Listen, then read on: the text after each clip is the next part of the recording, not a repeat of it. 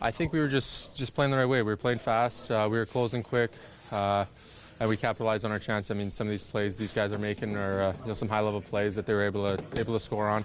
Our power play did a great job in the third to get a quick one and get us that 2-goal lead back, and then we kind of closed it down pretty solidly in the third there. What's it like when your ice time makes such a dramatic jump?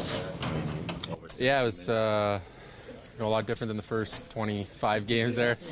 Just try to keep the shifts short. Get my rest when I can, but I want to play as much as I can, so I'll gladly take that extra ice time. Tonight you get a Columbus team with a couple wins on the road.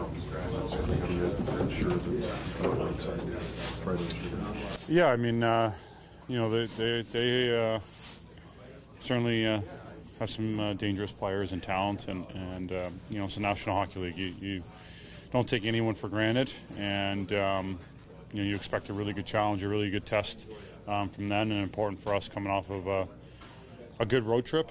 Obviously, a really busy stretch in our schedule that that you're sharp early and get engaged, and the details in our game are there, especially because we haven't been practicing a whole lot. So important to get off on the right foot and try to establish our game right off the get-go.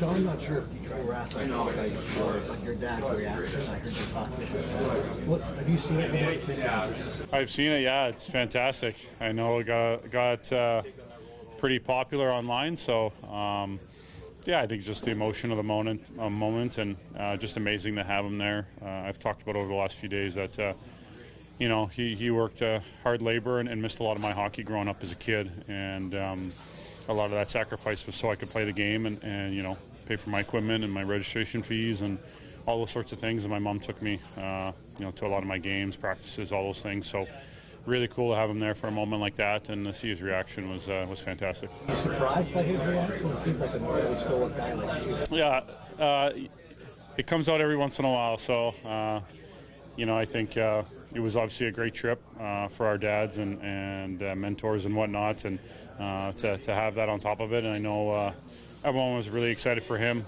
in the box and as a group. So, I think he kind of fed off that himself. So, and obviously it was just a big goal in the game for our team to, get that point and get to overtime. So I think just overall was a great moment for me, and nice to have him there, and obviously have the reaction that he had. I know you've talked about it a little bit, but what's it like now to see Minton and Cowan officially make it together? Phenomenal. I remember going through the process, and it's such an exciting experience, a tremendous honor, and obviously we know what the tournament means in Canada and any kid growing up, and once you get to junior hockey, to have that opportunity to play at the World Juniors representing Canada is really, really special. So it's amazing for them too, and really excited for them. Can't wait to watch, and great for our club here in Toronto, seeing the bright future that those guys hold and how they're going to impact the organization in the near future. What was the reaction from the kids to see Fraser on that?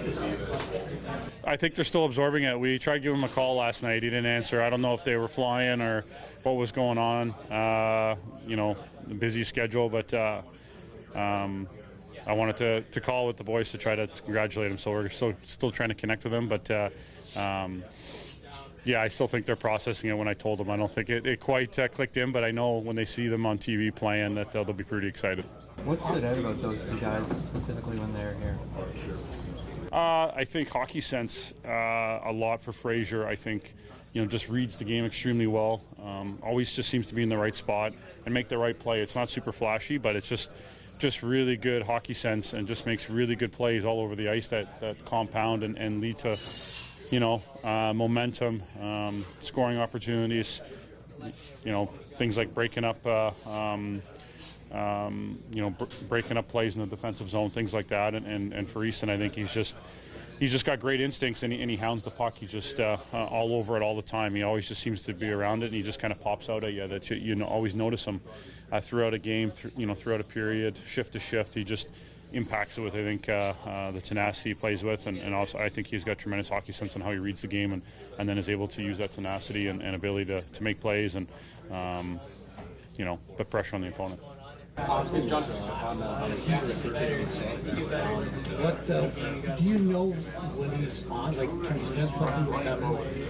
Well, when the puck's going in a lot, it's a really good sense, right? So, I think I mentioned him too the other night. I think it was the Islander game when he had 11 shots on net and close to 20 attempts. So it just tells you he's got the puck a lot, and he's just in full attack mode, and he just seems to be in good spots and just able to get lots of looks. And the more looks you get, the higher your percentages are going to be to score, especially with a player of his caliber and his ability. So I think you see that translate really well, but. When he's picking corners, making plays like he is, not even just scoring goals, but some of the the play he made on Mitchie's goal was a special play. I think everyone in the world thought he was shooting that puck. So just a tremendous player and not unexpected, especially the way he goes about his business and the caliber of player that he is. It's harder, I guess, to when you're younger to have something like this happen. You don't want to cut, right? Yeah, I mean, I think everyone's eager to play and wants to play and be in the lineup, so it's it's unfortunate, but I got to focus on my well-being and just make sure I'm 100% before I step back out there. When did it take hold for you? Was it like immediately after the Islander game there? Or? Yeah, I think I was kind of feeling a little bit in there, and then, but I was kind of in the game already had the adrenaline and was able to play kind of through it, and I think once I slept that night, that I felt a lot of discomfort and. Just needed to take some rest and just focus on, getting myself back to 100%. What was the mindset going out on the ice today? Was it just trying to see if you can get your conditioning back up? Or? Yeah, I think it was just to see how I feel, get my heart rate going, and just get some puck touches. I just want to really see how I feel on the ice. Obviously taking a rest, you feel good, but you never know what you're going to expect when you put on the skates and go out there. So I just want to make sure I feel all right and don't have any more symptoms.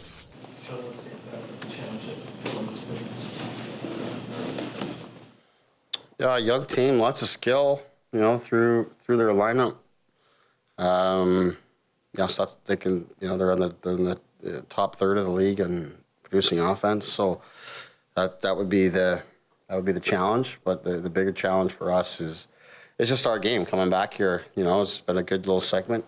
The schedule started to heat up for us. I thought we managed that well on the road, starting with a good home game here against Nashville. So now it's about coming back from the road and the same type of mindset and attitude as we did in that Nashville game. So that's what my focus is on. As the ravages of the flu bug, looks like Matt Knies will probably miss tonight's game as well. But... Yeah, we're still kind of sorting through some of that stuff. So we got he's coming off of getting beat up pretty good by it, and he's not quite at 100%, especially not having an opportunity to skate and work the bugs out yesterday. But we've got some other stuff happening too. So we'll make a determination later this afternoon on what the group looks like and how to best manage that. How hard is it when a bug goes around the room like it is, especially when you guys are on the road, close quarters? Yeah, it's every team goes through it. It seems like this is the time of the year that it occurs. It seems like it's happening around the league too. So we just got to manage it as best we can. Our medical people and trainers and equipment guys are doing all that we can to manage it. But you got to work through it. Morgan's ice time went down a little bit compared to usual in the last game. Was that just trying to manage the defense there? Well, I think that was part of having 7 guys in, is you could share the minutes a little bit better. But we think the other guys have done a good job and earning a little bit more trust. So that's part of it. But it's also it's back to back. So anytime you go into a game like that, the goal is to try to keep everybody's minutes down, and the game starts and hockey happens, and it doesn't always work out the way you want it to. But going into it, not just Morgan, but all of our top minutes guys, you're trying to bring them down, a little bit, and the game finishing the way that it did the other night, gave us an opportunity to not have to grind through our top people. How encouraging is it that Minton and Cowan made Team Canada, and I guess what's the best thing that can do for the Leafs moving forward? Well, I think it's for the players themselves. It's a tremendous opportunity. I mean, it's it's a great tournament. Obviously, it's sort of the pinnacle of junior hockey, in terms of best on best. And it's the stakes, right? It's the stakes, it's the pressure, it's representing your country, it's coming together. And, it's all players that are, for the most part, top players on their teams, but now have to come in and, find a role and, and do different things than they're probably asked to do in most cases on their own teams. Those are the kind of things that I think really help top-end players to develop, and that's all part of sort of becoming a pro. Is you don't, in most cases, you don't step right in and get the same role that you had in junior hockey. You've got to sort of work your way through things, and a chance to play an event like that for those types of reasons, I think really helps the development of a player. But it's really just a great opportunity for them. I don't think it's anything to do with us, but, I sent them a note yesterday just, congratulating them and wishing them well, but just go out and be yourselves and enjoy it. And, we'll certainly be behind not just them, but the entire team as the country will. Speaking of guys with different roles, able to play different roles, Noah Gregor's earned your trust. Speak a little bit about what you learned about him this part of the season. Yeah, I think he's taken advantage of every shift that he's had. I think that his speed, of course, is a great threat, and there's so much you can do with guys that can skate like that, on both sides of the puck. He's done a terrific job on the penalty kill for us, and we've been pretty much healthy on forward all season, so there hasn't been a lot of wiggle room or movement there for him. I think with Bertuzzi and Knies and Robertson, those guys have done a good job, and then obviously got Marner, Nylander, and Yarncrook on the right side. So it's been tough to get him more, because you're trying to get the other guys going just the same, and they deserve their minutes. But when things happen and there's an opportunity there, you want to reward a guy that's really just worked extremely hard, hasn't complained or asked questions or anything like that. He's just taking every shift and every day as it comes, and you admire that, and you need that as a coach when you're trying to build a team and you're trying to keep the team moving. But when there's opportunity there for those that deserve it, I just think that makes sense for us rather than shuffling everybody around. It's just give him that chance and let him go with it. Are you hopeful that Liljegren can play a game? He's close here. I think from a health perspective, I think he's in a pretty good spot. Just a matter of continuing to build up his conditioning and having him game ready. Can't remember the last time we practiced here, but it's been close to a week since we've had an actual full practice. So that's limited his ability to really build himself up and feel confident to go into a game setting. But he's getting real close. What are your impressions of Fantilli? Just watching a bit on video and seeing the highlights. I mean, saw him in Traverse City as well, and just tremendous skill, creativity. They got a few guys like that. Some of the older guys, some of the younger guys, but good size, good on the puck. But he's another example of what I'm talking about. They've just got lots of guys that make plays, and give them time and space. They're going to be real creative with it. So that's something to manage, but exciting young player for sure.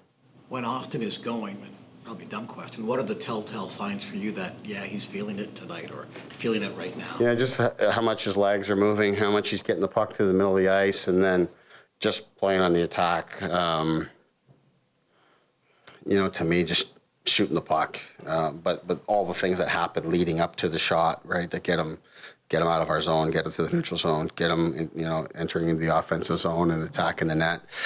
And then from there, then he's either earning the puck back or he's immediately working into the next play, in the next area to get the puck back to shoot again and sort of start that process. It just, to me, puts such stress on the opposition that not only benefits him, but the rest of his line mates and the rest of the game. I just find it gets the opposition on their heels far more.